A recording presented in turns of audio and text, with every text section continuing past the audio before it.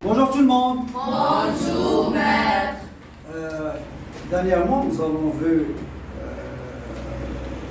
la correction du contrôle et nous avons constaté que certains élèves ont des difficultés à écrire un texte narratif, à raconter une histoire. D'accord? Donc aujourd'hui, nous allons voir production écrite. Comment écrire un texte narratif, ou bien un récit, ou bien une histoire.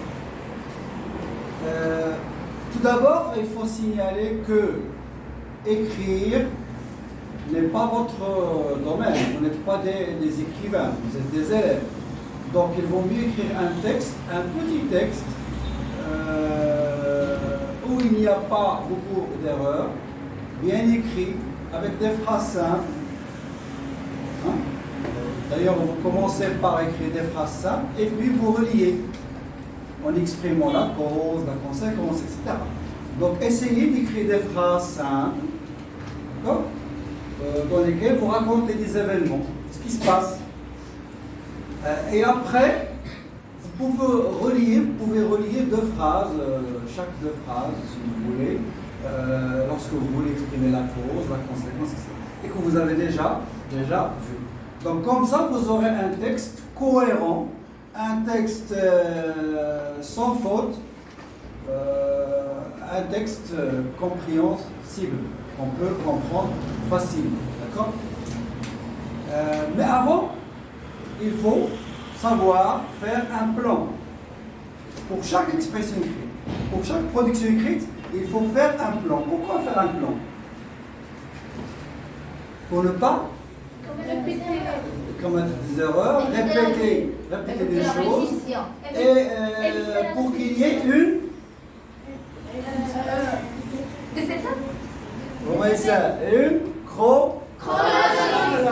chronologie d'événements ou d'histoires ou d'actions. D'accord?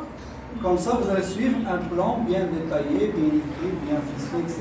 Les étapes d'un récit classique. Étape initiale, élément perturbateur, événement et état final. Bon, et ici dans le cas que nous avons ici, l'événement ou l'élément perturbateur, c'est la perte ou c'est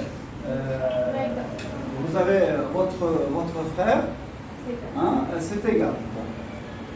Bon. Donc, on va commencer par quoi? Quels sont les éléments que vous allez insérer, qui forment, si vous voulez, le récit? C'est, n'oubliez pas, le temps, c'est-à-dire le jour, n'est-ce pas? Le jour, l'heure, etc. D'accord? Ensuite, le lieu, parce que c'est très important. Où vous avez commis cette erreur, où vous avez perdu l'argent, où vous avez été victime d'une injustice, etc., etc. Donc le lieu, c'est-à-dire devant l'école, à la forêt, à la maison, etc. D'accord? Bien. L'élément perturbateur ou bien l'événement important, comme le cas ici, vous étiez à la forêt. Donc le lieu c'est la forêt. Et l'heure, on va choisir le temps. Votre frère, c'est égal. Donc c'est ça l'événement important. Donc si vous voulez, l'événement. Qu'est-ce qui s'est passé? Voilà. Qu'est-ce qui s'est... Donc vous allez raconter ce qui s'est passé. Ensuite, l'état final, si vous voulez, vous l'avez trouvé, etc. D'accord? Et puisque vous l'avez trouvé, vous allez exprimer votre sentiment. Si vous ne l'avez pas trouvé, vous allez exprimer votre sentiment. Tristesse, chagrin, inquiétude, etc. Si vous l'avez trouvé, joie, bonheur, etc. Donc ici, vous allez exprimer les sentiments. Bon, ce sont les éléments les plus importants et l'essentiel du texte narratif. Donc comme ça, vous allez savoir de quoi vous allez parler. D'accord? sans trop parler, sans redondance. Ce qu'on appelle redondance, c'est le fait de répéter des choses dont vous avez déjà parlé. D'accord? Bien. Remarquez que ici, j'ai écrit quel temps? L'imparfait et le passé simple. Ça veut dire que le temps que vous allez employer, l'imparfait, c'est-à-dire les temps du récit que nous avons déjà vu. Les temps. Donc, les temps, vous allez employer l'imparfait et le passé simple.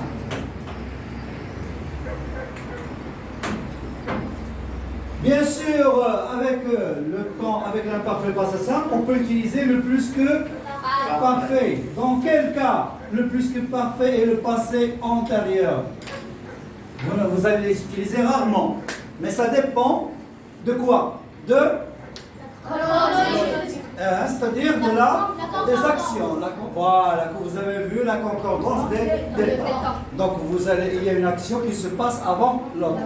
S'il se passe avant l'autre, vous allez utiliser soit le plus que parfait, soit le passé antérieur.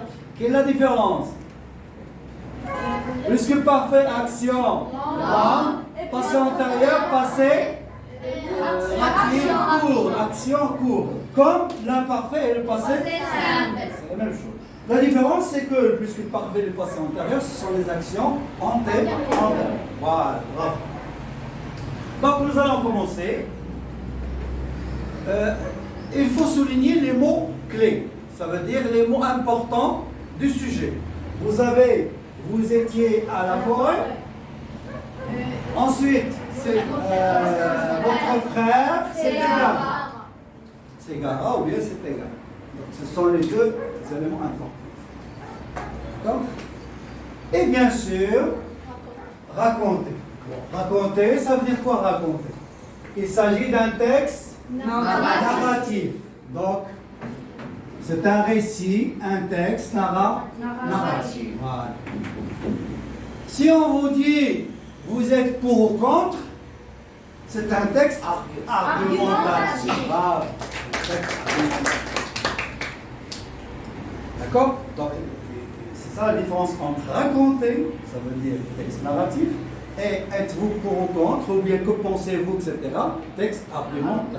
Vous allez voir, surtout en tronc commun et au baccalauréat. D'accord? Mais cette année et l'année prochaine, vous avez le texte narratif. Bien. Alors, est-ce que vous allez parler de la forêt?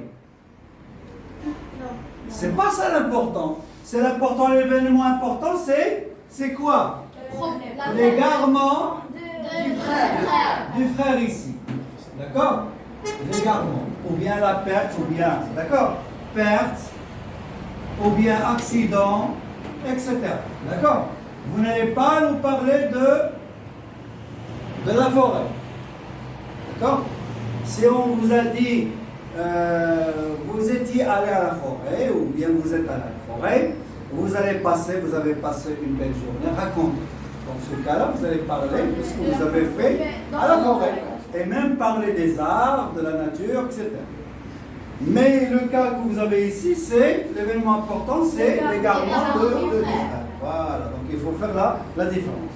Parfois, comme j'ai dit à votre ami la dernière fois, je lui ai dit que il faut faire attention à ne pas écrire un texte hors sujet. Donc, si on vous demande d'écrire une lettre personnelle, n'écrivez pas une lettre officielle. Si on vous demande la lettre officielle, n'écrivez pas la lettre personnelle. Donc il faut être précis, il faut bien choisir, etc. Bien, alors qu'est-ce qu'on va dire? Vous pouvez reprendre la première phrase. Nous étions à la forêt. Voilà, nous étions. Qu'est-ce que vous faisiez? Nous étions à la forêt. Voilà. Nous jouions. Mon père est allé chercher du bois. Ma mère était en train de préparer le petit déjeuner ou le déjeuner, etc. Nous étions en train de jouer. D'accord? Bon, mais vous n'allez pas tout raconter. tout simplement, vous passez directement à l'événement. Donc, vous pouvez même ajouter nous étions à la forêt en train de jouer. Voilà, en train de jouer. Quand soudain, on s'est rendu compte que nous avons perdu notre frère. Ou bien notre frère, c'était égal. Donc, quand soudain, oui, quand soudain, je remarquais, ou bien on a remarqué, ou bien on remarqua, d'accord, que notre frère n'est plus avec nous. Alors, quand soudain, nous constatons, d'accord, donc vous voyez que je dois respecter les temps. Nous constatons que notre frère n'était plus avec nous.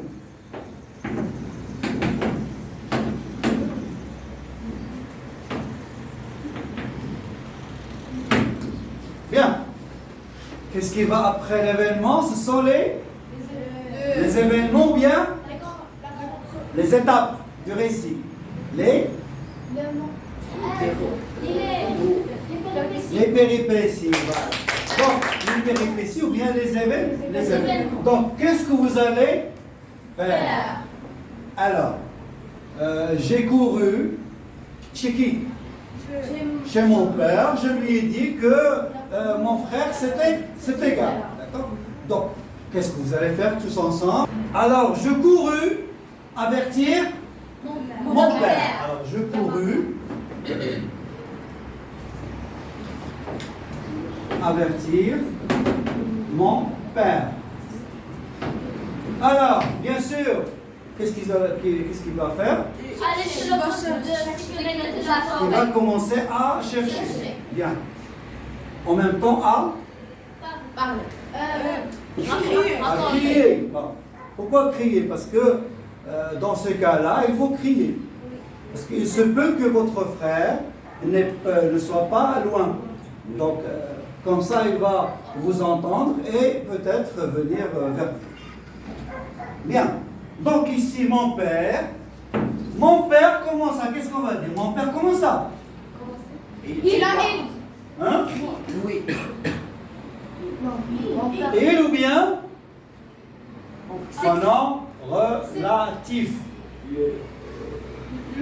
Sujet. Pronom relatif sujet. Alors, qu'est-ce qu'il a fait? Il commence à crier, à chercher. Il commence à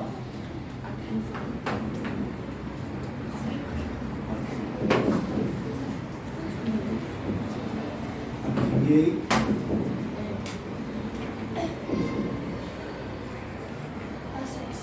Ou l'appeler si vous voulez. À crier ou bien l'appeler. En cherchant, où ça? Pour ne pas répéter la forêt, derrière les arbres. Hein? Alors, bon, comme vous l'avez remarqué, on peut ajouter une autre phrase et c'est tout. Ou bien vous pouvez ajouter une autre phrase. Ça dépend. Si vous commettez des erreurs, donc pas la peine de trop écrire. D'accord? Il faut que votre texte soit simple et sans faute. Donc vous allez dire, heureusement, une famille qui passait par là l'avait trouvé et l'avait amené. D'accord? Ou bien, vous pouvez dire, il alla chercher le gardien, le garde forestier, ou bien avertir la police, etc. Donc vous pouvez écrire tout ce que vous voulez. L'essentiel, c'est que votre texte soit correct et cohérent. Donc, oui, heureusement, une famille qui passait par là, d'accord? Une famille qui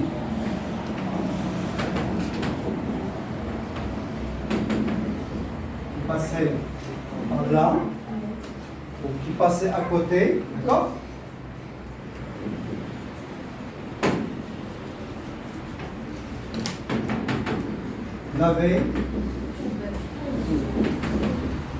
L'avait trouvé et emmené vers nous. Ou bien chez le gardien ou le garde forestier, ou bien la police, c'est ça.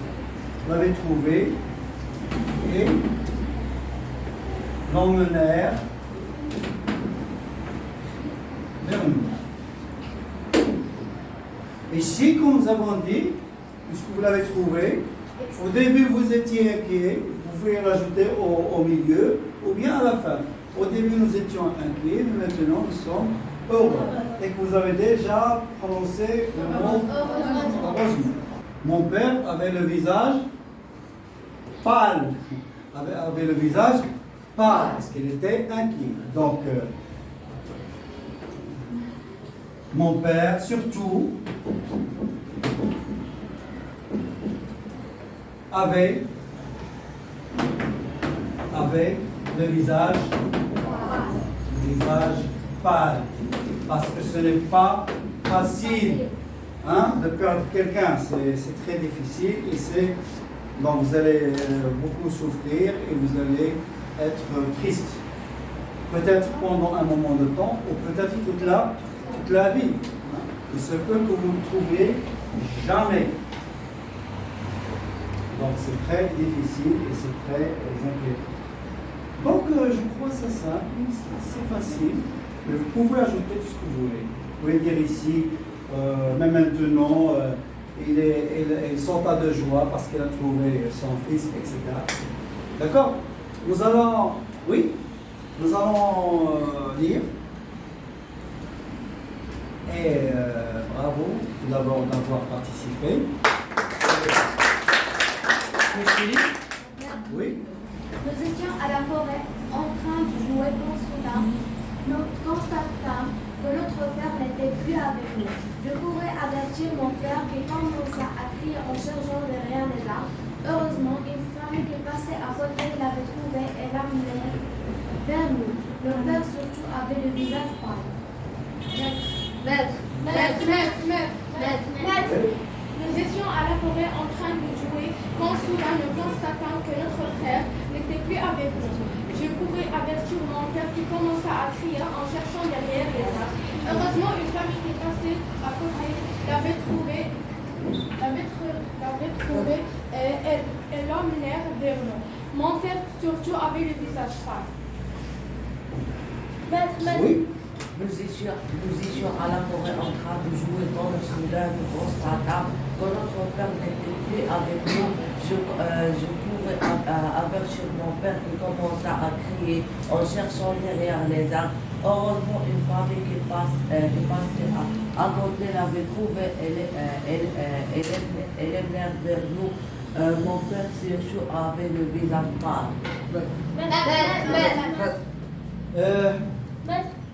Oui. Nous étions à la forêt en train de jouer quand soudain nous constatâmes que notre frère n'était plus avec nous. Je courais avertir mon père qui commença à crier en cherchant derrière les arbres. Heureusement, une famille qui passait à côté l'avait trouvé et l'emmène vers L'emmenèrent. C'est le verbe emmener. L'emmenèrent vers nous. Mon père surtout avait le visage. Maître.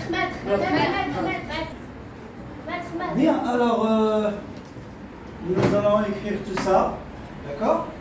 Et après nous allons faire un autre récit. Vous allez faire un autre récit. Je vous propose, soit vous voulez acheter quelque chose et vous avez perdu l'argent, ou bien vous étiez victime d'une injustice racontée, ou bien vous avez passé la journée à la plage, ou bien à la montagne, etc. D'accord? Bien, ça vous écrivez. Maître. Oui. Hier, ma mère m'avait donné de l'argent pour aller chez l'épicier, acheter du sucre. Il me dit de garder le reste du moment que j'avais obtenu une bonne note. J'étais tellement heureux que je courais sans faire attention à l'argent. Lorsque je voulais payer l'épicier, je me rendis compte que j'avais perdu l'argent. Une fois à la maison, ma mère me gronda et me redonna de l'argent. Maître, maître, maître, maître, maître, maître, maître, maître, maître, maître, maître, maître, maître, maître, maître.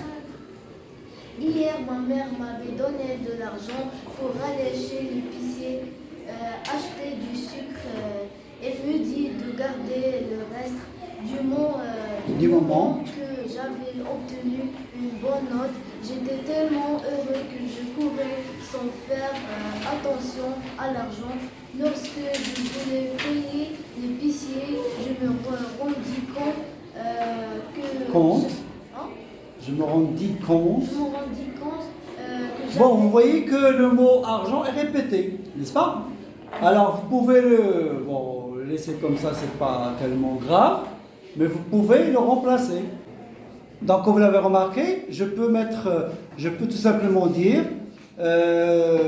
j'étais tellement heureux que je courais sans faire attention. D'accord?